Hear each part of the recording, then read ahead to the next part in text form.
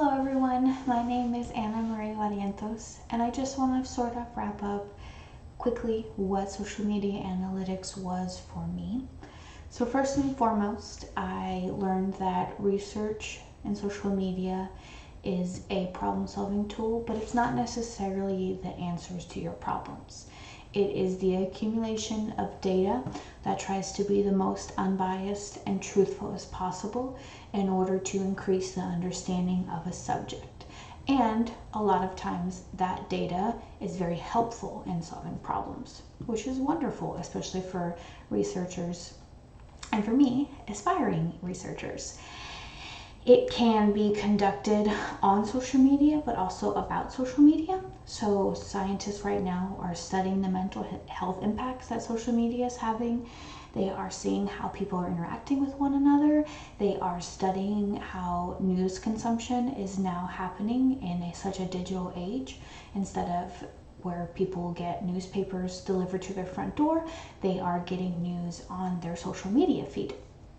And researchers are also using social media to conduct research.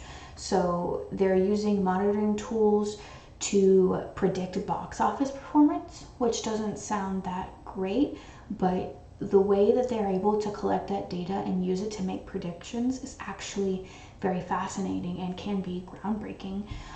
They're also using it as a monitoring tool to see how they can try to catch the risks of mental health factors early on, and they're also using it for things like personality assessments. So you don't have to go on maybe in a couple years to take a Myers-Briggs assessment. You can just upload your social media profile and it can tell you a little bit more about yourself. But with all of this research, you have to ask yourself about the ethics of things. So if people aren't aware that they're being tested, is this ethical? Are we comparing it to when a researcher would go to a coffee shop and just sort of observe without telling people that they're being monitored? Or is it considered a breach of privacy because they don't know? And also, researchers need to consider the reality that they're studying. You know, if these big social media platforms are based out of Silicon Valley, are we seeing the most accurate representation of society? Because we've already seen in Algorithms of Oppression by Dr. Noble a way that AI is already oppressing and showing racist tendencies. So we have to make sure that not only are we conducting our research in a manner that is inclusive, but we also have to make sure that the people who are teaching these AI programs how to make things and how to operate, that they are diverse, so that way things like that don't happen in the future, or happen less at least. Going forward, I used some of the research methods that we learned in class to create social media audits. The very first one was how Instagram can increase app usage and retain users. It focused on focus groups actually, and how they can be used to solve that problem. Excuse me. It's considered ideal because it allows the participants to sort of like respond in their own words, and it bounces ideas back and forth on each other. The second audit that I completed was about how people use social media activism and political activism on Facebook, and sort of the tendencies on how to do that, if they are more or less likely to post something like that.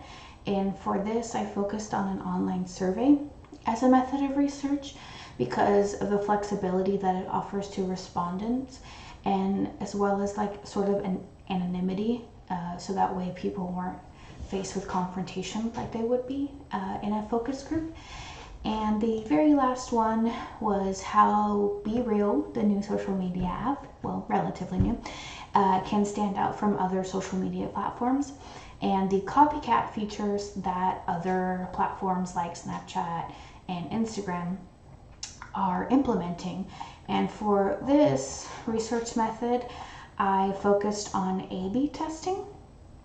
So split testing, it's also called. So it allows for them to make small changes on their user interface to see what people are interacting with and how that they like it, so that they can make those small changes and make sure that they're standing out from Instagram, and also adhering to the habits that their users are displaying.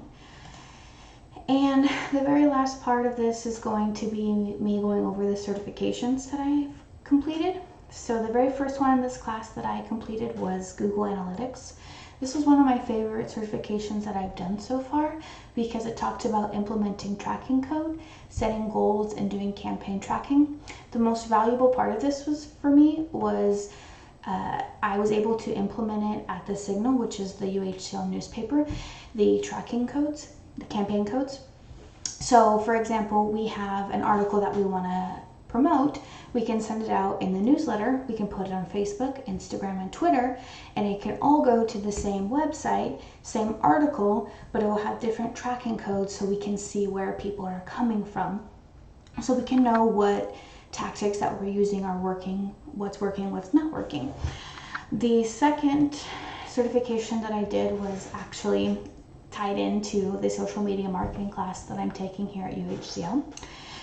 It talked about an overall social media strategy. So that starts with investors, investing, or the stakeholders who will give you the money to do the things that you need to do, to employ the people, to buy the products that you need, and how to use those tools that you implement to attract people, to build your brand awareness so they can engage with your business and they can tell other people, because word of mouth is just so crucial. And then after all that, you can measure the return on investment, so you can go back to the people who gave you that money and say, look, what I did, it is having an impact, so they can continue funding those things. And the last certification that I completed was a growth-driven design certification. I picked this specifically because I thought it tied in really well with user experience research. The sort of basis of it is that you build a Launchpad website, which is, it's not like a shell of a website, it's a little bit more